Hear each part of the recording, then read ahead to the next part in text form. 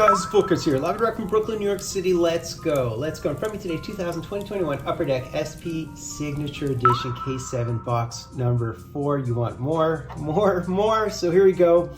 Obviously, I've done the rundown of this product multiple times. Base at 1 through 300, base short from 301 through 350, and the base all-time future watches are 351 through 451, and the gold parallels, facsimile parallels. Within a box break, expect your 2 autos, your 1 profile bounty at least, 1 rarer hit, what they deem a rare hit, 3 parallels, and 10 inserts. So this stuff now goes for upward of $500, even $600.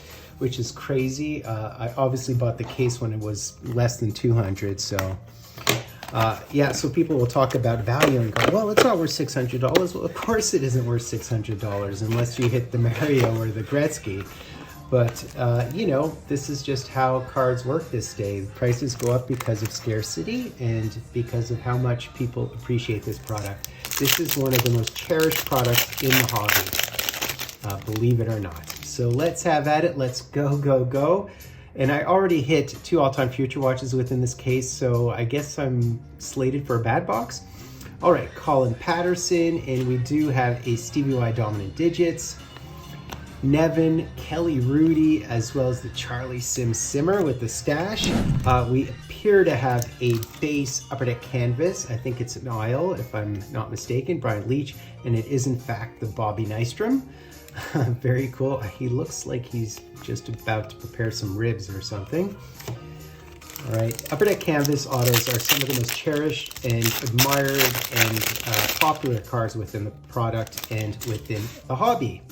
So we have another base canvas, I believe, right here. We have the Jeremy Roenick, which is awesome. That's a great photo. I love the fact that he's in his Chicago uniform. Adam Graves.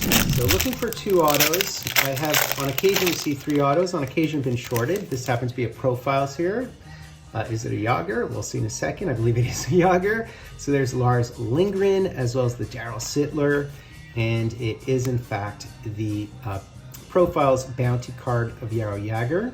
So these are grouped, by the way. That is probably, what is it, tier 2? I can't even remember. Jacques Plante and Jean Rattel. Yager is tier 1. The best tiering, of course, would be tier 4, which are the Gretzkys. All right, Peter Budaj, as well as Mike Komisarek, and an Evolve here, Pat Hickey. These are very cool. I love the auto versions of those. Kozlov, who I think has a base future watch, i.e. non-autoed version. Initially, they had non-autos numbered to like 49 or 99 and so on, and they changed them all to number to 199 for the non-autos. Jim Cummins, and this is a base facsimile, Mathieu Dandonneau, one-time Habs, still comments in Quebec.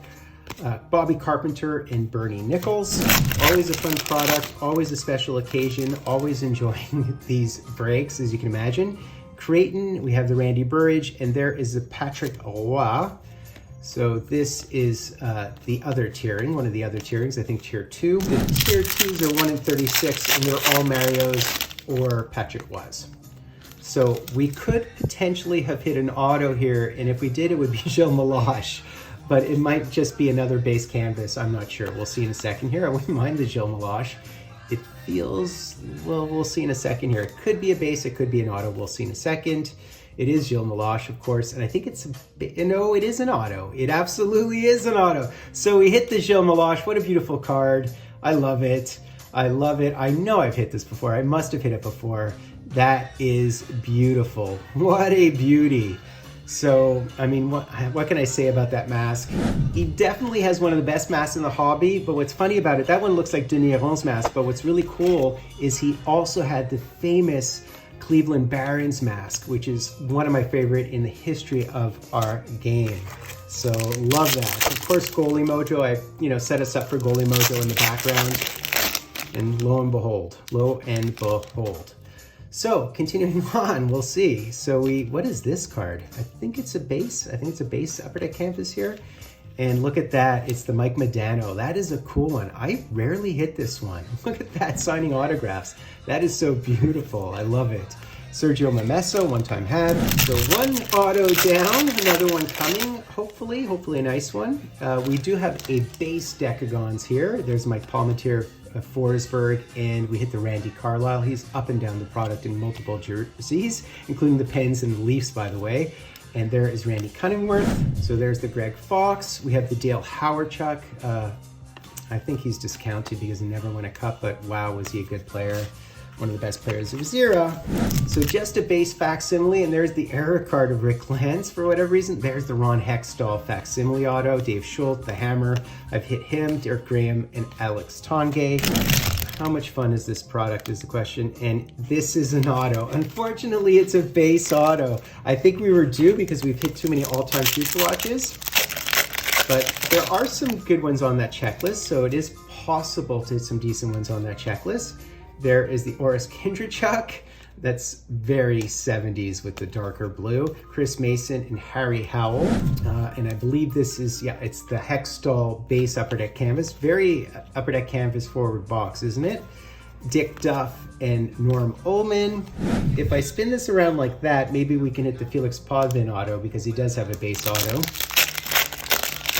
But you're much more likely to hit like a E grouping, obviously. Chris Terreri, and look at that, the Dominic Hasek, that's a beauty as well.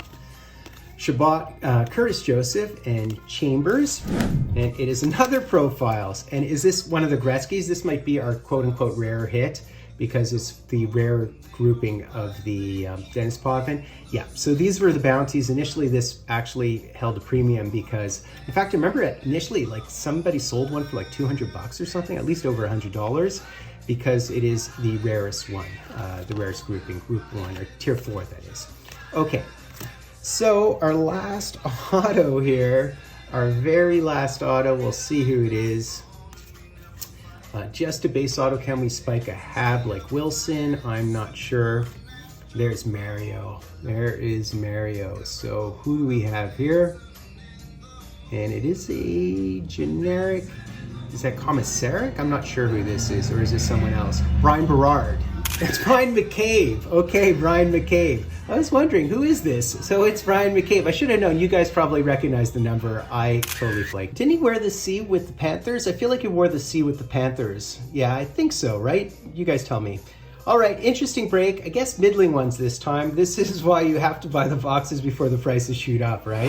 So that's basically it, guys. Pretty standard box of this stuff, to be sure. Certainly after hitting 2 all-time future watches in previous boxes. I guess the rare quote-unquote hit would be the Wayne Gretzky profiles, which is a tier 4, 1 in 360, so a 5% hit. These used to be sort of valuable bounties. And an upper deck canvas of a player I really admire, so that was kind of cool, and a decent base auto, certainly a decent one by most measures. So yeah, man, we still have half the case to go, and I think it'll be a lot of fun, and I'll do it at my leisure. Hope you enjoyed that. I've full cards, do me the honor, sub-liking, hashtag, and drive. Full Cards live and direct from a place called Brooklyn, New York City.